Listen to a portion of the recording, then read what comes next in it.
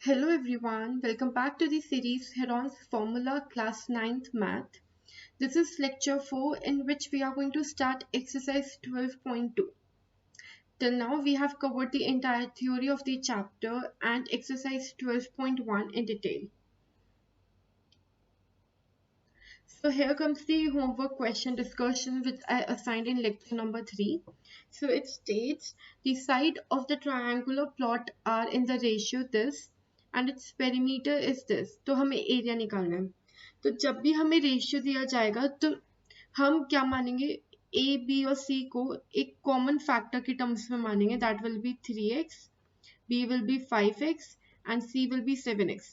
अब देखो मैं जब 3x is to 5x is to 7x लिख रही हूँ तो जो x वाला फैक्टर है कैंसिल आउट हो जाएगा और जो अपने पास फाइनल रेशियो आएगा या जिसे मैं बोलती हूँ सिंपलेस्ट रेशियो आएगा that will be in a form of 3:5:7. तो जो मेरी साइड्स है मैंने उनको ये मान लिया. अब इन तीनों साइड्स को जब मैं ऐड कर रही हूँ व्हाट आई विल गेट 300. इससे मुझे x की वैल्यू मिल जाएगी. x की वैल्यू मिलती है तो मुझे a मिल गया, मुझे b मिल गया, मुझे c मिल गया. जैसे ही मुझे ट्राइंगल की तीनों साइड मिली I can use the Heron's formula to find out the area. ये फॉर्मूला आप यूज कर लेना, आपका आंसर आ जाएगा. I am not providing with the complete solution, just giving you the procedure. Now let's start today's lecture. So now we are going to start exercise 12.2. So this is question number 1. So this exercise is a little more tricky and calculator wise थोड़ा और ज़्यादा increase हो जाएगा क्योंकि पहली exercise में we were just dealing with the one triangle. But in exercise 2, we are going to deal with the quadrilaterals or more complex figure. So basically we don't have one triangle, we have at least two triangles. Every quadrilateral can be divided into two triangles, right? तो बस बाकी कुछ नहीं, लेकिन जो logic है जो concept है वही रहने वाले हैं, तो डरना बिल्कुल नहीं है. कॉपी पेन लेके बैठ जाओ, हम साथ के साथ अपन कैलकुलेशन करेंगे. ठीक है, okay. So a arc in the shape of a quadrilateral ABCD has 90 degree at angle C. AB, BC, CD और AD मतलब चारों साइड गिवन है. तो कितना एरिया इस क्वाड्रिलेटरल का है हमें निकालना है. ठीक है, तो पहले तो मैंने एक क्वाड्रिलेटरल बना दिया. ठीक है, जिसमें जो C वाला पार्ट है, तो let this be A, this be B, this side be C and this be D. तो ये जो एंगल C है that is 90 degree which is given in the question. अब AB लेंथ दी है 9 metre, BC is 12, CD is 5 meter and AD is 8 meter. अब मुझे area निकालना है. ठीक है, अब देखो ये रेक्टेंगल या स्क्वायर तो है नहीं जिसका मैं डायरेक्ट फॉर्मूला निकालूंगी और एरिया निकल जाएगा. ये तो एक अब्रप्ट सा ट्राइंगल है जो मुझे खुद नहीं मतलब सॉरी क्वाड्रिलेटरल है जो जिसका फॉर्मूला नहीं पता.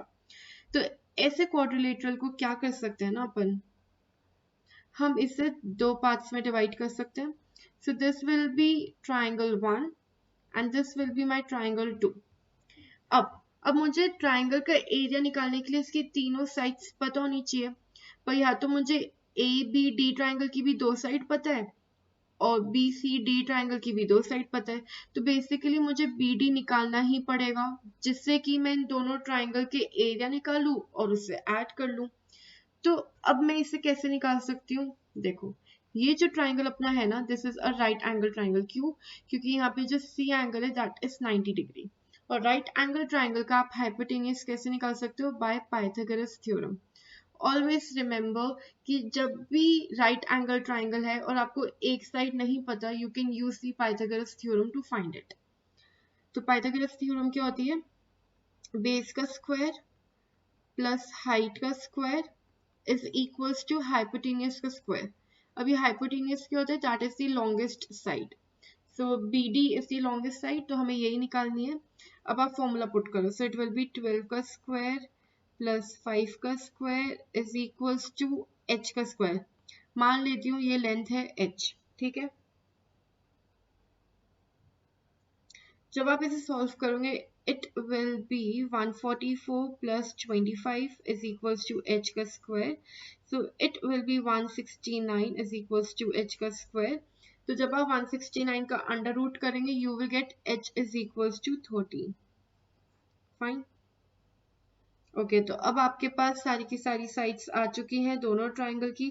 अब आप इजीली निकाल सकते हो दोनों ट्राइंगल का एरिया। तो चलो पहले ट्राइंगल का एरिया निकाल लेते हैं। आई होप आप लोग मेरे साथ कैलकुलेशंस कर रहे हो। तो पहले ट्राइंगल के एरिया के लिए देखो मेरे पास ए बी सी तीनों गिवन है। ए 8 है, बी 9 है और सी मैंने निकाल लिया है 13। तो इसमें एस की वैल्यू क्या हो जाएगी? 9 plus 8 plus 13 divided by 2। And आप हेरॉन्स फॉर्मूला से एरिया निकाल सकते हो। फॉर्मूला होता है S, S minus A, S minus B and S minus C. ठीक है, अब चलो एस की वैल्यू ढूंढ लेते हो। It will B 30/2 which is 15। तो अपन को एस की वैल्यू में निकल गई। चलो सब्सटीट्यूट करते हैं। तो it will B 15, 15 minus 9, 15 minus 8, 15 minus 13। इसे सिंप्लीफाई करो तो it will B 15 into 6 into 7 into 2। ठीक है, इसे और सिंप्लीफाई करो तो 15 को मैं डिवाइड कर सकती हूँ 3 इंटू 5 में, 6 को मैं डिवाइड कर सकती हूँ 2 इंटू 3 में, और 7 और 2 तो यही रहेगा क्योंकि प्राइम नंबर से I can factorise them. Pair ढूंढो, 3 का पेयर मिल गया, 2 का पेयर मिल गया, 5 और 7 बेचारे अकेले रह गए। तो 2 और 3 बाहर निकालोगे तो 3 2 जा 6, तो 6 बाहर निकला। 5 इंटू 7 इज 35, 35 अंदर रह गया। So this is my first area, sorry. So this is the first area of my triangle 1. Similarly, I have to find the area of triangle 2, which is a right angle triangle. So instead of using the Heron's formula, I can directly use half into base into height. जिसमें base है 12, height है 5. Value put करो, so half into 12 into 5.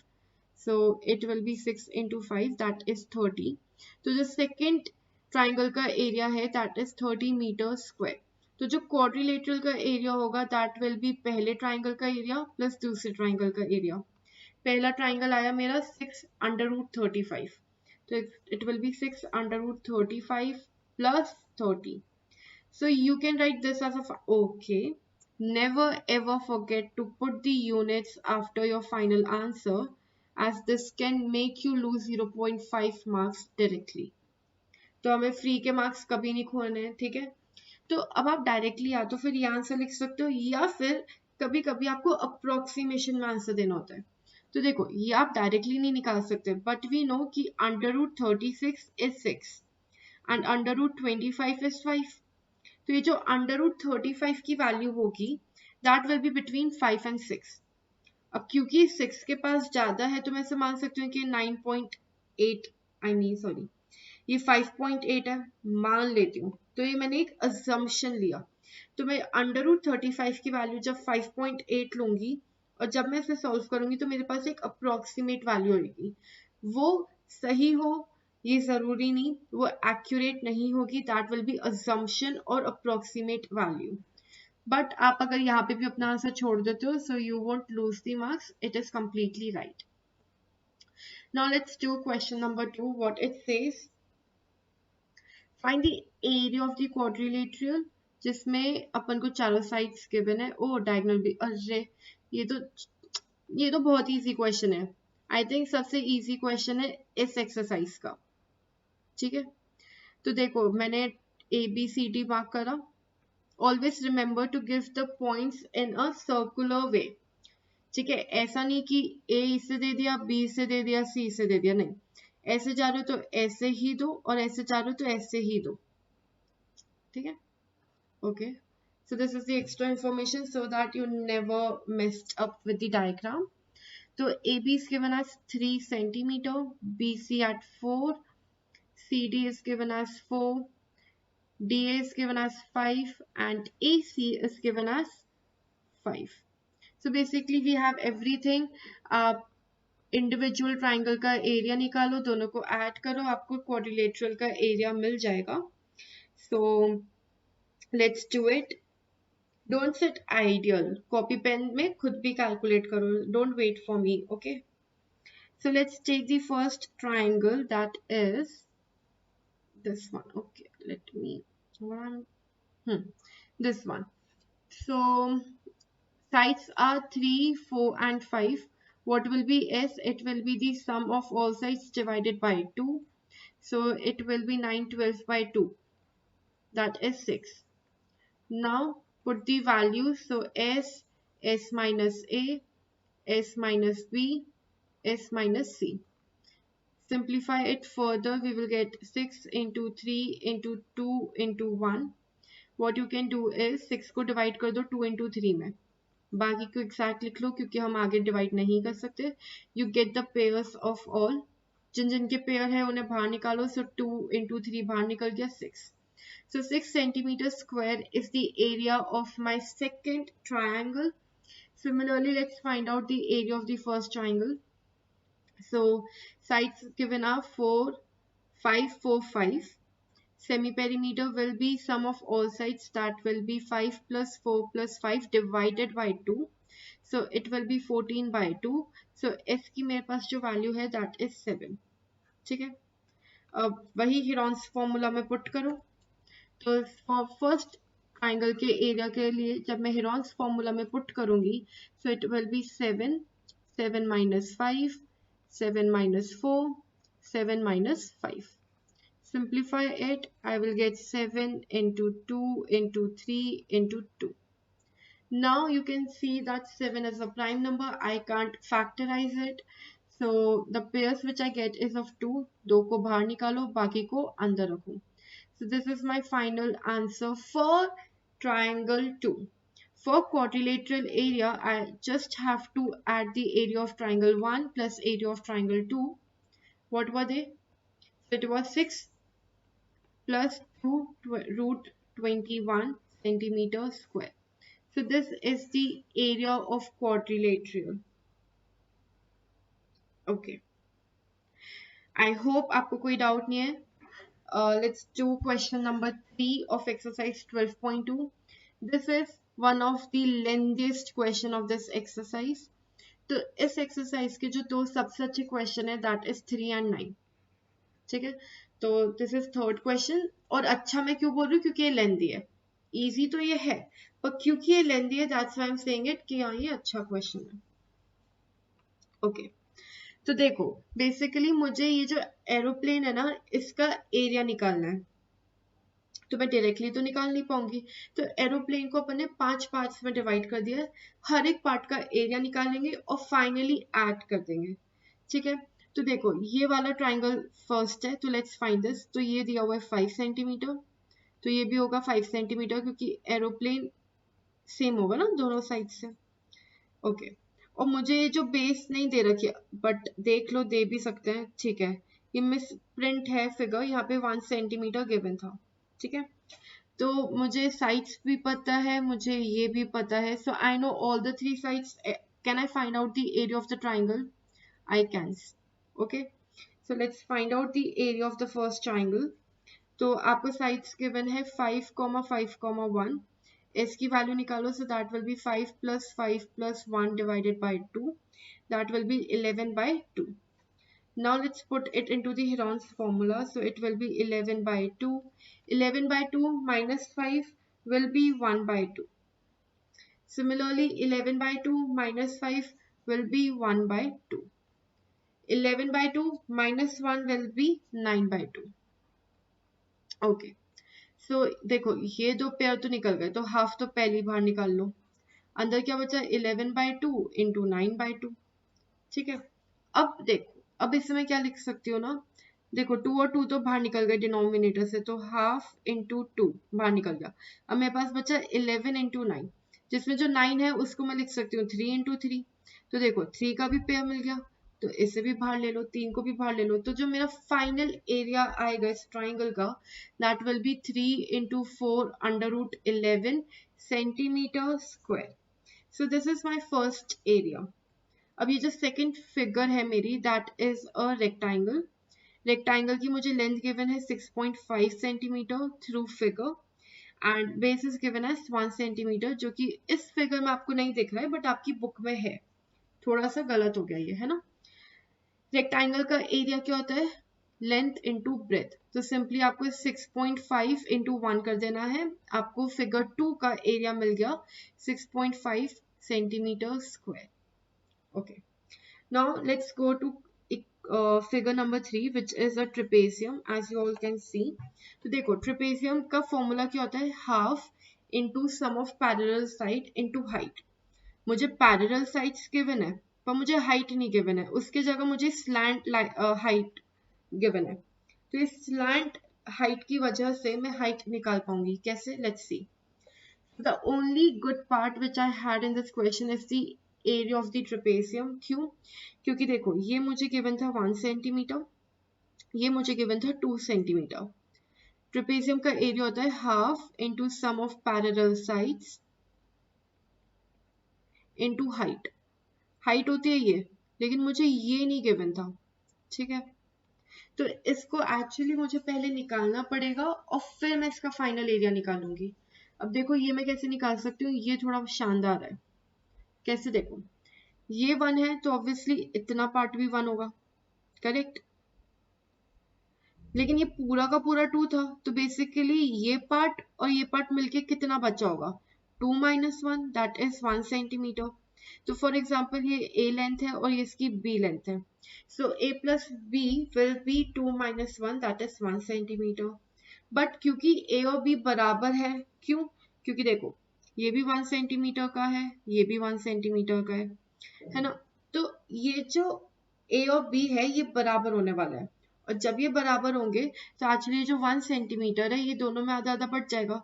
सो ए की value भी 0.5 है और B की value भी 0.5 है. Now this triangle is my right angle triangle in which I know the base, I know the hypotenuse, so I can easily find out the height by Pythagoras theorem. तो आप जो इसकी height है वो निकालोगे Pythagoras theorem से, जो कि निकल के आएगी √3/2 सेंटीमीटर. ठीक है, ये आप निकाल लेना है ना, इजी सा, मतलब 2 लाइनें और लगेंगी, ये आप निकाल लोगे. Now you have height, you have the parallel sides का मेजरमेंट, तो वैल्यू पुट करो हाफ 1 + 2 इंटू √3/2. तो जो मेरे पास आंसर आएगा that will be 3√3/4 centimeter square. So this is the area of my third figure in the aeroplane. Now comes the fourth and fifth, which are identical. तो ये जो aeroplane की wings है ना, these are identical.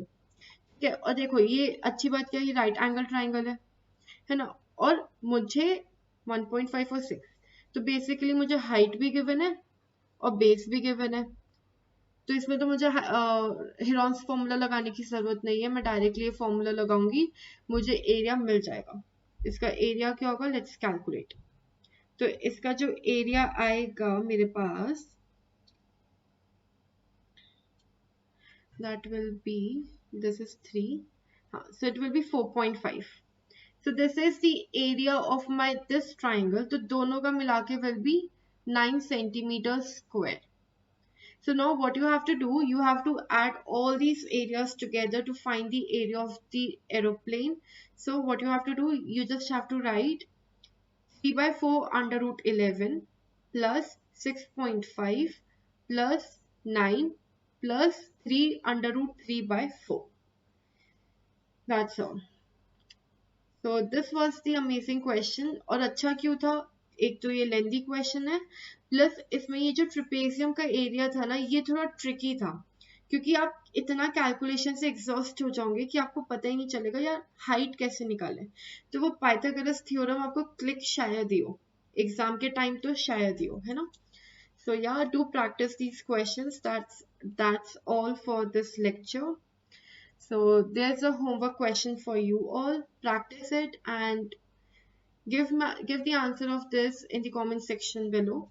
If this lecture has helped you to stronger your concept, then do like it, comment down to appreciate, share with your friends, and most importantly, subscribe to our channel, as this is free and you will never ever miss our new videos. Thank you so much for watching.